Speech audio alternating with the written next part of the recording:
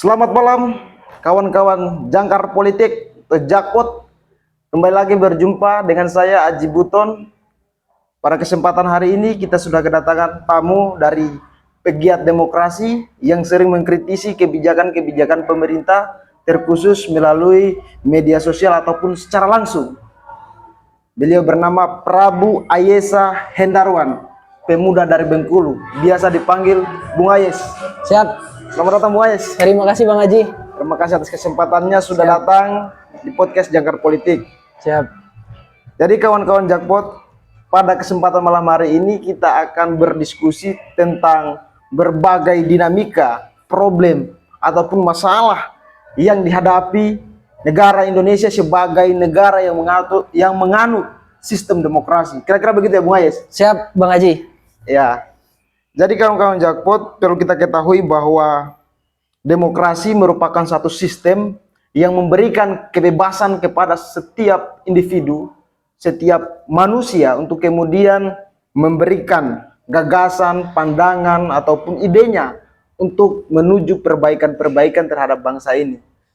Kira-kira bagaimana Bung Ais dengan melihat berbagai problem di negara kita saat ini yang menganut sistem demokrasi? Ya Bang Haji, seperti yang kita ketahui sekarang demokrasi kita ini seakan-akan ingin runtuh. Nilai-nilai demokrasi yang seharusnya kita anut itu sudah tidak terjaga lagi. Karena yang saya ketahui, demokrasi itu tidak sederhana dari rakyat oleh rakyat untuk rakyat. Karena kan kita kadang-kadang menerjemahkan demokrasi itu hanya sesederhana itu. Tapi Samuel Huntington itu dalam bukunya Gelombang Demokratisasi mengatakan bahwa seharusnya demokrasi ini hadir menjadi jembatan bagi kesengsaraan untuk kemajuan, bagi pengekangan-pengekangan untuk kebebasan, bagi ketidaksetaraan untuk sesuatu yang lebih setara. Tapi kita lihat sekarang sejauh ini demokrasi dipergunakan sebagai alat untuk seakan-akan bahasanya adalah demokrasi, tapi beberapa hal yang dilakukan adalah hanya untuk kepentingan-kepentingan oligarki, kepentingan-kepentingan penguasa. Yang itu saya rasa bukan lagi menjadi rule demokrasi. Terakhir Bang Haji, saya pernah menulis tentang bagaimana sebenarnya Indonesia ini belum bersiap, masyarakatnya belum siap untuk berdemokrasi. Karena kita lihat beberapa hal yang dilakukan oleh aktivis-aktivis, kemudian influencer di sosial media, ketika mengkritik dan segala macam, masyarakatnya masih terkesan membawa emosional, emosi, kemudian merasa tertekan dan segala macam atas kritikan-kritikan yang ada. Bahwa itu kan menandakan kita belum siap untuk berdemokrasi, belum siap untuk adanya keterbukaan, belum siap adanya kritik, otokritik terhadap masyarakat ataupun masyarakat pemerintah. Itu yang membuat akhirnya kita tidak lagi berada pada tataran yang seharusnya terbuka, kemudian berani mengeluarkan pendapat. Itu sendiri sebenarnya framing-framing yang dibangun oleh masyarakat. Begitu. Jadi itu terakhir saya tulis sekitar 3 bulan atau 4 bulan yang lalu tentang sebenarnya masyarakat kita sendiri belum siap untuk berdemokrasi. Makanya kita sebagai pemuda itu seharusnya mengedukasi bahwa demokrasi ini seterbuka itu, seberani itu, dan selantang itu. Begitu Bang Haji kira-kira. Jadi ya beberapa part juga akhirnya kita merasa kita ini sudah demokrasi atau belum? Kita sudah demokratis atau belum? Atau kita ini hanya berlabel demokrasi tapi kehidupan kita masih kehidupan orba. Begitu Bang Haji. Trauma-trauma orba itu masih sangat melekat pada masyarakat Indonesia. Baik. Jadi Bung Ais menyampaikan bahwa demokrasi merupakan satu sistem untuk menjembatani berbagai kepentingan Tepat. masyarakat yang ada di Indonesia. Yep. Namun prakteknya ini justru berbanding terbalik. Betul. Kira-kira masalah ini sebenarnya intinya itu di mana sehingga terjadi seperti itu, Bung Ais? Karena pertama, Bang Haji, ada beberapa aturan-aturan yang memang membuat kita sedikit takut. Salah satunya adalah undang-undang ITE, yang mana membuat kita untuk agak sedikit terbebani ketika melakukan kritikan. Bang Haji pun saya rasa salah satu orang yang mungkin cukup berani mengungkapkan pendapat, menyampaikan aspirasinya, karena beberapa masyarakat sekarang ya kita lihat ada pelintiran-pelintiran persoalan negara Konoha, Wakanda dan segala macam. Itu yang membuat kita trauma. Itu adalah bentuk ketakutan ya? Itu bentuk ketakutan masyarakat. Karena ada undang-undang ini tadi, undang-undang yang cukup, kita bisa katakan ini undang-undang karet, yang bisa menjebak dan bisa memenjarakan siapa yang didefinisikan oleh penguasa dan alat negara sebagai perlawanan atau orang yang tidak sefrekuensi dengan apa yang diinginkan oleh penguasa. Begitu, itu salah satunya. membuat demokrasi kita ini akhirnya terkukung, tidak terbuka. Salah satunya adalah undang-undang ITE. Kemudian belum lagi alat-alat negara, multi tafsir dari beberapa hal yang seharusnya itu menjadi, karena kritik ini kan Bang Haji adalah sebenarnya hal yang cukup membangun, baik untuk pemerintah, baik untuk negara, baik untuk penyelenggara, baik untuk masyarakat sendiri. Tapi itu dirubah mindsetnya menjadi sebuah ketakutan. Pemerintah menganggap bahwa siapa yang mengkritik artinya itu tidak ingin negara ini maju. Siapa yang mengkritik itu adalah perlawanan terhadap negara. Itu kan logical fallacy, Mas Haji. Nah, itu beberapa hal tersebut yang saya rasa membuat kita bahwa ya negara ini belum benar-benar siap untuk menyediakan ruang demokrasi bagi kita. Baik Bung Ayes, tadi kalau saya sempat mengingat apa yang disampaikan Bung Ayes, bahwasanya masyarakat Indonesia ini belum siap untuk kemudian menganut suatu sistem yang Bernama demokrasi. Itu. Ya. Kenapa sehingga kemudian lahir argumentasi seperti itu, Bung Ayes? Apa yang menjadi problem? Iya, karena itu tadi yang saya katakan bahwa demokrasi ini adalah sesuatu hal yang sifatnya adalah bebas, mengkritik. Bung Haji mau sampaikan kritik terhadap saya, Bung Haji mau sampaikan kritik terhadap Presiden Jokowi, Bung Haji mau sampaikan kritik kepada Ketua DPR, Ketua MPR, itu sebenarnya sah-sah saja. Tapi apa? Ketika saya mengkritik Presiden, terus Bung Haji ini orang yang mungkin cinta terhadap Jokowi, tapi tiba-tiba Bung Haji pasti ada sebuah narasi wah saya ini tidak cinta terhadap negara, saya ini tidak mendukung apa yang negara lakukan, apa yang negara sedang kerjakan. Padahal itu kan bukan begitu. Nah, makanya hal tersebut saya katakan bahwa masyarakat belum siap berdemokrasi. Padahal seharusnya argumentasi dibalas dengan argumentasi. Begitu Bung Haji. Harusnya seperti itu. Seharusnya seperti itu. Karena sekarang ya dan akhirnya sekarang ketika saya mau melakukan kritik ataupun kalau misalnya saya ingin melakukan sebuah saran atau pendapat terhadap pemerintah, yang saya pikirkan adalah harus dengan nilai-nilai positif. Padahal negatif pun itu adalah sebuah hal yang tentu boleh-boleh saja dalam ruang-ruang demokrasi, Bang Haji. Gitu. Baik, karena kita berbicara soal demokrasi, soal kebebasan ya. Yep. Jadi saya mengingat beberapa minggu yang lalu sempat terjadi kontroversi di kanal-kanal media sosial. Ada salah satu dari ketua BEM UGM, kemudian ada salah satu siswi SMP yang ada di Kalimantan, kemudian ada juga upaya diskriminasi terhadap ketua BEM UI. Yeah. Itu semua kan bagian daripada bisa dikatakan bagian untuk membatasi kebebasan orang itu. Betul. Untuk kemudian menyampaikan kritikan. Ini dalam pandangan Bung Ayes ini seperti apa? Dan ini sebenarnya terstruktur, Bang Haji. Saya bisa katakan ini terstruktur. Bahwa pemerintah sedikit takut atas pencerdasan yang dilakukan oleh masyarakat. Ya, orang-orang ini yang Bang Haji sebutkan tadi, ini sebenarnya kan punya niat untuk mencerdaskan masyarakat lainnya. Tapi pemerintah atau penguasa tidak ingin masyarakat lainnya tercerdaskan. Dalam artian begitu, karena kalau memang mereka ingin memberikan ruang-ruang pencerdasan bagi masyarakat, biarkan masyarakat itu gontok-gontokan dengan pikiran, tapi malahan ini dibatasi, dikriminalisasi dan segala macam. Ini yang saya katakan tadi bahwa pemerintah juga tidak menyiapkan, sebenarnya tidak benar-benar menyiapkan rumah, tiang-tiang yang kokoh untuk demokrasi kita. Malahan mereka menyiapkan sel-sel dan penjara-penjara bagi demokrasi ini. Dan tentu itu bukan sebagai bentuk negara demokratis. Yang saya tahu seharusnya pemerintah, ya kita mungkin bisa berkiblat pada Amerika sebagai negara yang mungkin paling demokratis saat ini. Nah, mereka ya sampai mau maki-maki, mau apa, ya silahkan selagi kalian tidak mengancam nyawa pemimpin, kan begitu.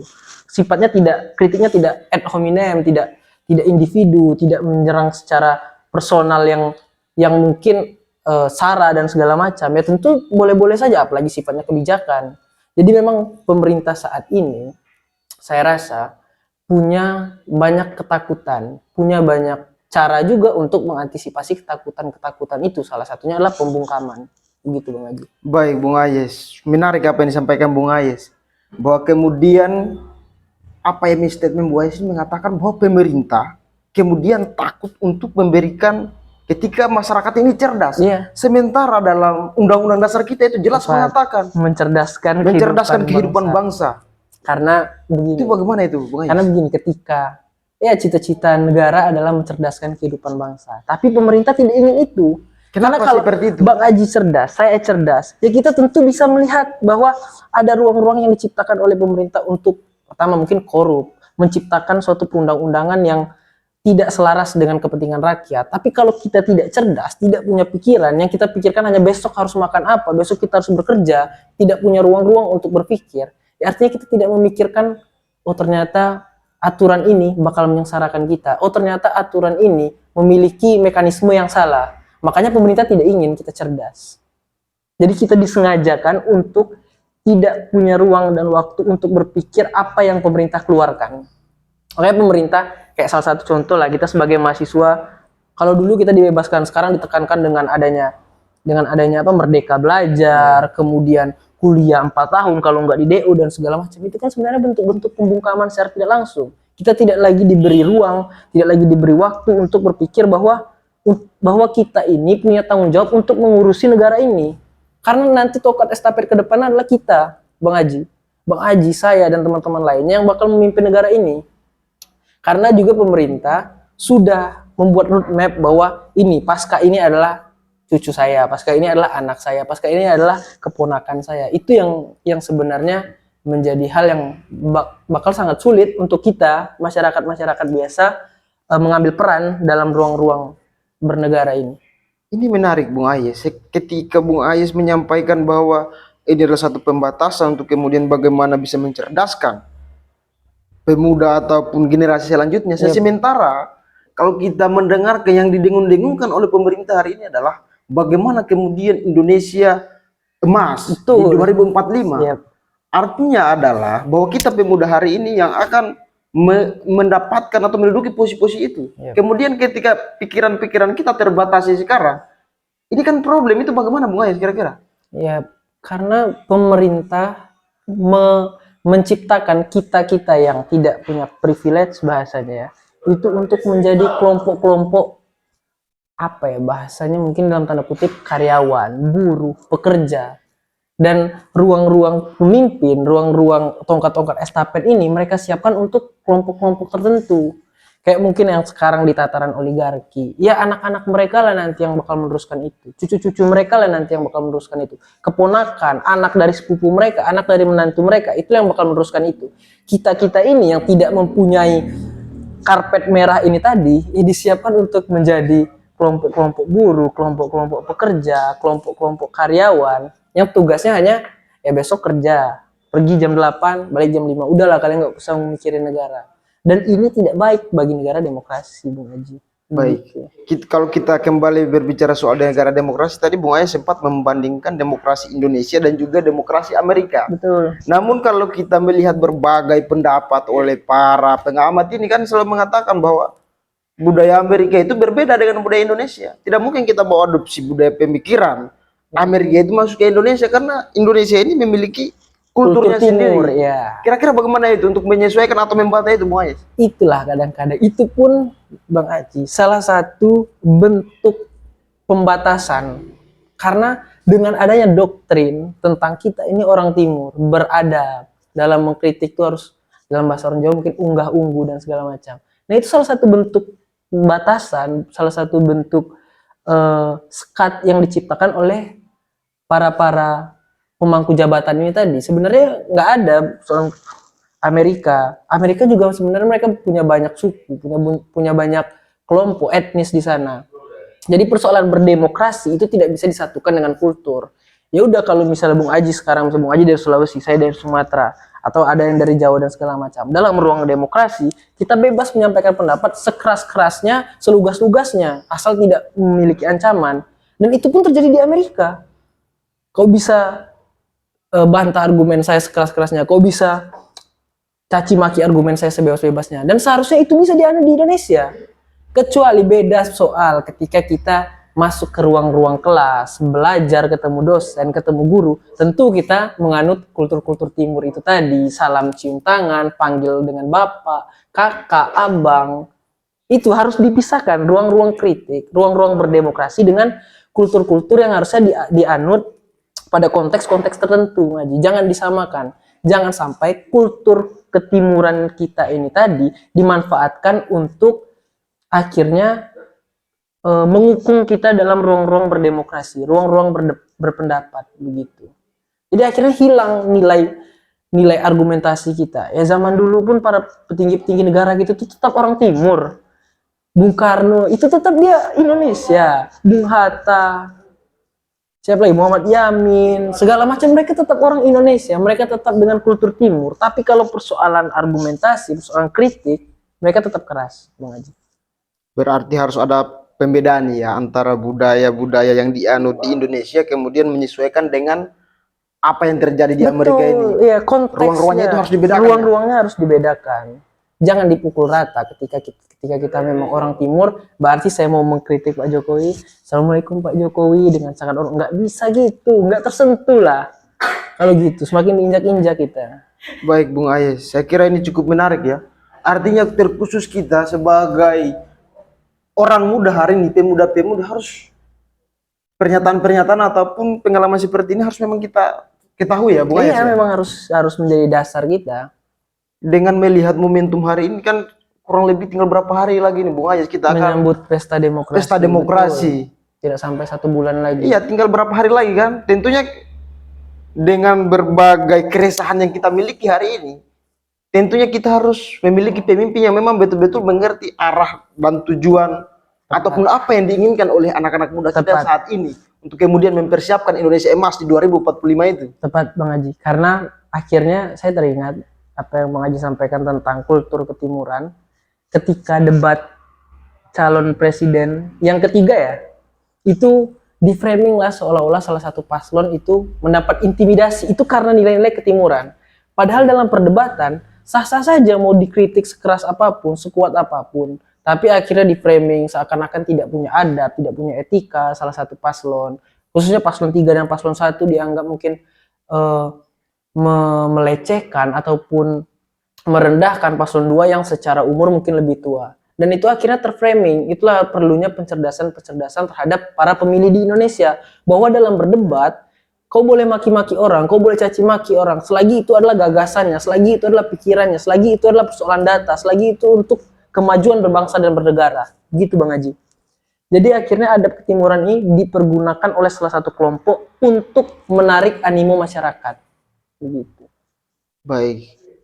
Jadi kalau kita melihat situasi saat ini kan suhu politik bangsa kita ini kan semakin hari kian memanas menuju momentum pemilu ini. Kayak suasana ini juga panas ini. Jadi maksud saya kita sebagai pemuda ini harus bagaimana Bung Ayes ketika melihat berbagai calon-calon pemimpin kita hari ini yang diperlihatkan di media dan pertemuan secara langsung itu, kira-kira siapakah yang tepat untuk kemudian kita menaruh pilihan kita terhadap dia untuk kemudian memperjuangkan apa yang menjadi nilai-nilai demokrasi tadi itu bisa berjalan dengan sebagaimana mestinya, Bung Ayes. Saya tidak sebutkan siapa orangnya, tapi saya kasih kisi-kisinya, Bung Haji. Siap. Yang pertama adalah orang yang mungkin secara umum, karena kita adalah kelompok-kelompok muda, kelompok-kelompok milenial dan generasi Z. Yang pertama kita lihat ketika di sosial media bahwa ada beberapa paslon yang memang dia bermain sosial media siap untuk dikritik, siap untuk saling hujat-hujatan, siap untuk menyampaikan pendapat, siap untuk dicaci maki. Salah satu mungkin ada 1-2 calon yang siap untuk itu. Salah satu calon lagi mungkin bahkan bermain sosial media pun dia tidak mengerti.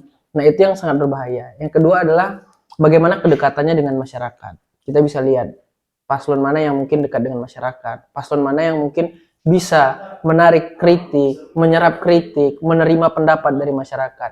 Yang terakhir adalah paslon yang mempunyai argumentasi, gagasan. Kalau orang bilang, ya percuma jadi paslon cuma bisa ngomong, cuma bisa bla bla bla bla segala macam. Sekarang ini nggak penting ngomong, yang penting kerja. Itu salah. Pemimpin itu yang paling pertama dia lakukan adalah berbicara. Karena dia punya anak buah yang banyak di bawahnya. Mereka punya perangkat yang full di bawahnya. Dengan cara komunikasilah semua tugas-tugas itu, semua perjalanan-perjalanan itu bisa dilakukan. Karena kalau dia berkomunikasi saja tidak bisa, berkomunikasi saja tidak tuntas, maka semua perangkat di bawahnya pun tidak bisa menangkap apa yang dia inginkan. Karena saya paling tidak suka ketika beberapa orang mengatakan bahwa ya udahlah nggak penting bisa berbicara, yang penting bisa kerja. Pemimpin tidak seperti itu Bang Haji. Dia harus punya komunikasi yang matang, dia harus punya tata bahasa yang bagus, dia harus punya ketegasan dalam berargumentasi. Karena itu yang bakal diserap oleh para mungkin menteri di bawahnya, kemudian perangkat-perangkat di bawahnya untuk mengejawantahkan kerja-kerjanya nanti begitu. Baik Bung Ayes, saya kira apa yang menjadi pembahasan kita malam ini kawan-kawan Jakpot sungguh menarik dan perlu kita pahami bahwa ini merupakan hal yang penting untuk kita pahami bersama. Jadi Bung Ayes, sekarang kita sudah masuk dalam segmen terakhir, mungkin sebelum kita selesaikan, apa pesan untuk anak-anak muda kita hari ini, karena kita ini adalah yang menentukan siapakah pemenang di 2024 ini. Silakan Bung Ayes. Ya, teman-teman jangkar politik, kalau dari saya yang pertama adalah teman-teman harus lebih objektif dalam memandang. Karena secara tidak langsung sekarang di 2024 ini, kita lah kelompok-kelompok muda inilah yang paling banyak memilih generasi Z dan generasi milenial ini. Ya teman-teman lebih objektif, jangan mudah termakan isu-isu yang tidak valid. Karena pada era post-truth ini memang semua berita bisa masuk. Jadi kita harus lebih memverifikasi berita-berita yang masuk. Teman-teman juga harus tetap berada pada koridor-koridor idealisme. Teman-teman jangan mudah untuk terhasut hanya karena sifat-sifatnya materialisme. Karena kita lihat banyak anak-anak muda yang memilih paslon hanya karena persoalan-persoalan materi. Kita harus lihat gagasannya, kita harus lihat track recordnya khususnya. Karena banyak track record, ada paslon yang track recordnya sampai sekarang masih dipermasalahkan. Dan itu menurut saya cukup tidak pantas untuk menjadi pemimpin negara. Karena yang dilihat juga bukan hanya paslon, tapi bukan hanya calon presidennya, tapi calon wakil presidennya. Apakah dia memiliki gagasan yang matang, track record yang jelas, atau bahkan mungkin ada salah satu calon presiden yang melenggangkan cara untuk dia dapat hadir mukanya di dalam kertas pemilihan umum nanti. Dan itu saya harap dan saya yakin teman-teman muda bisa memberikan suaranya kepada pemimpin yang tepat, pemimpin yang bakal nanti memimpin Indonesia ke depannya 2024, 2029, yang tentunya pasti amanah dan juga memiliki track record yang jelas gitu. Baik, terima kasih Bung Ayes. Baik kawan-kawan Jakpot, saya kira demikian apa yang menjadi pembahasan kita malam ini. Nantikan terus apa akan yang ditampilkan oleh Jangkar Politik. Ke depan kita akan banyak lagi berdiskusi persoalan-persoalan bangsa ini. Terima kasih Bung Ayes. Terima kasih Bang Haji atas waktunya. Siap.